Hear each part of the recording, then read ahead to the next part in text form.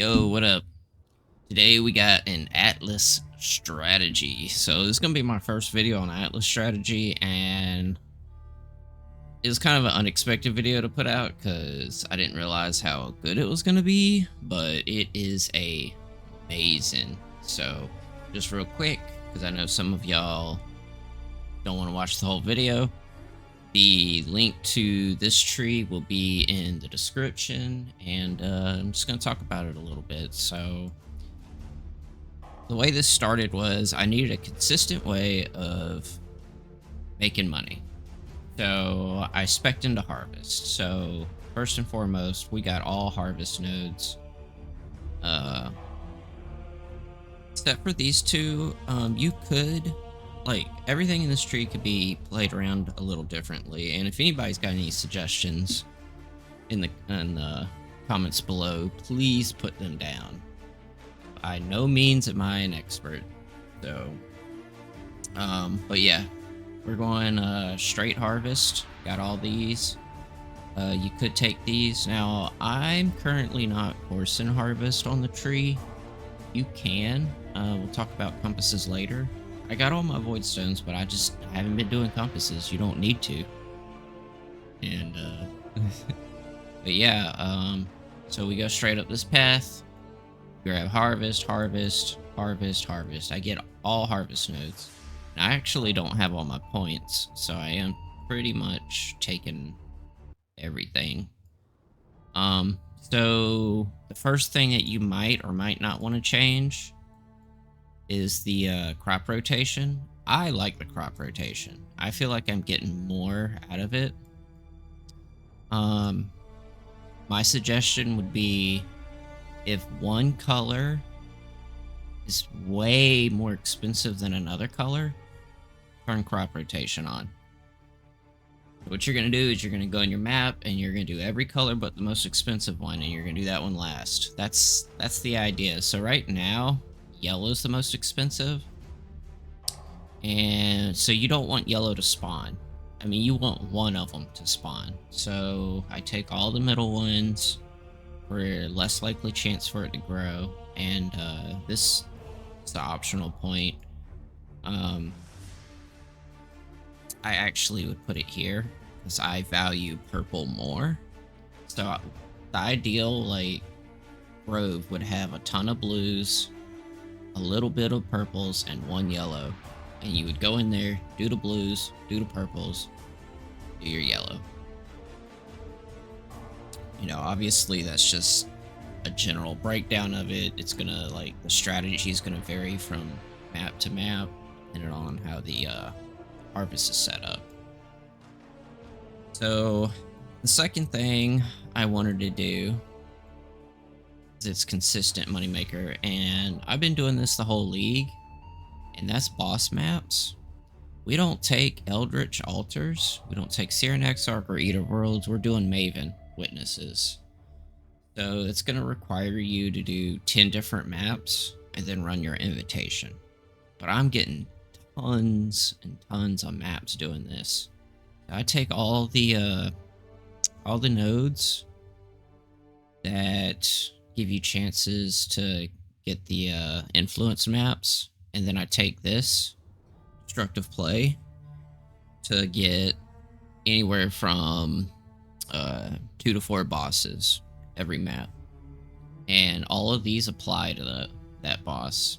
So maps. Now you could take this point up here, and I actually do have this point in game. It's a good one too. Get down, cat. And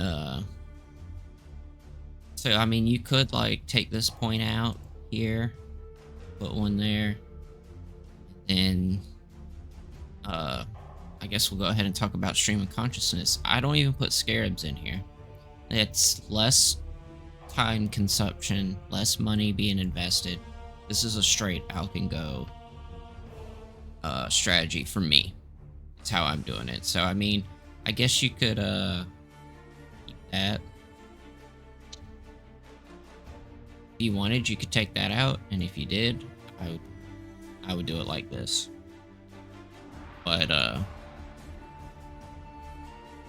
I have scarabs, but I just don't want to like concern myself with it. Like, there's no reason to put scarabs in the map device with this strategy.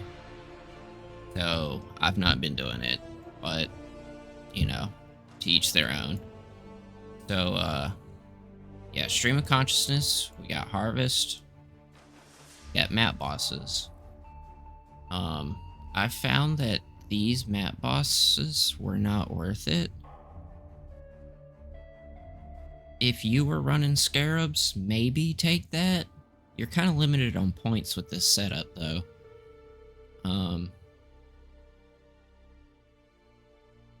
But the 1% chance drop, like that's 4% right there. I don't think it's worth it. You could do the map currency ones. You only need this point when you're rolling your compasses. Again, it's only 4%.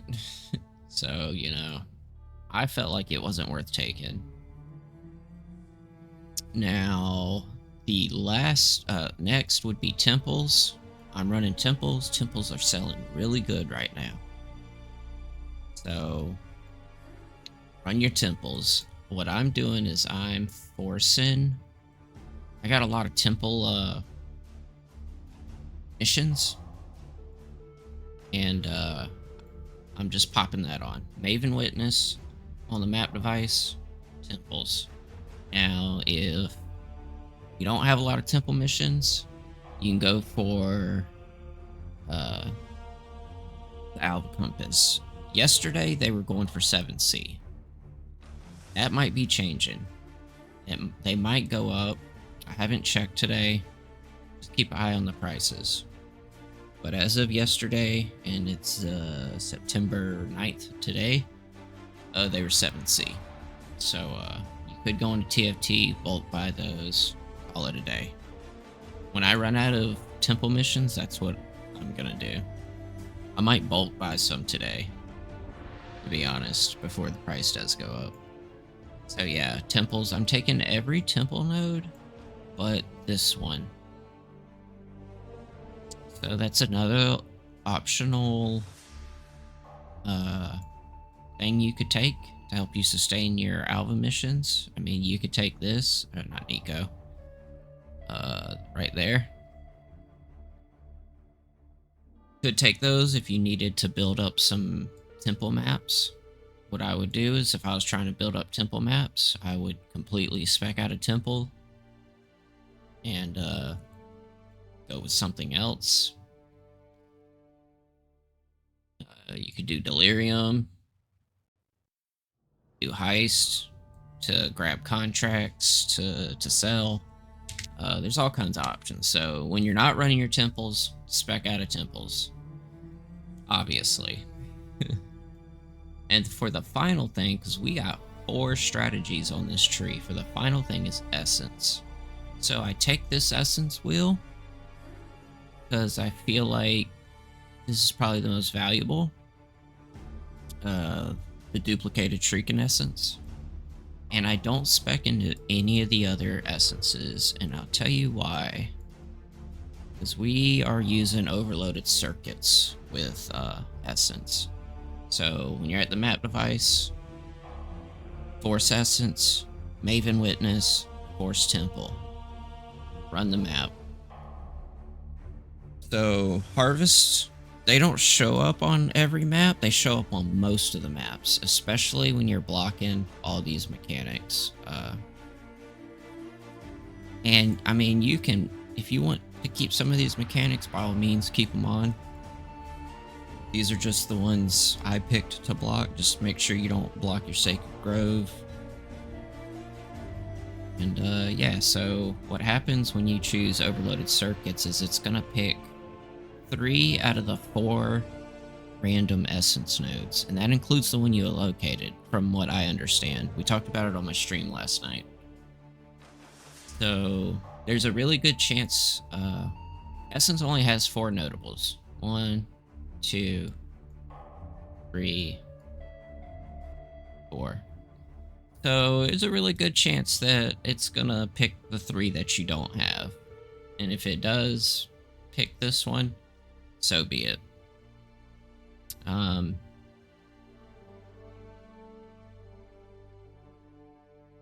and that's assuming that it works the way that I think it works.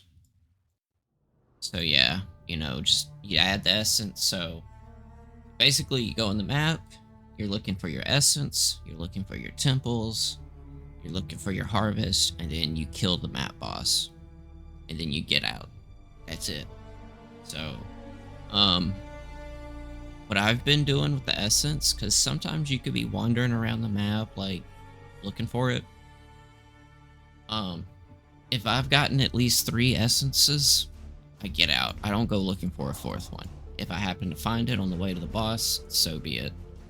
But yeah, I commented on one of Sir Gog's videos, and somebody immediately wanted my Atlas tree, so I thought it's a good way to it's a good time to share it. So yeah. That's pretty much all I got to say about strategy.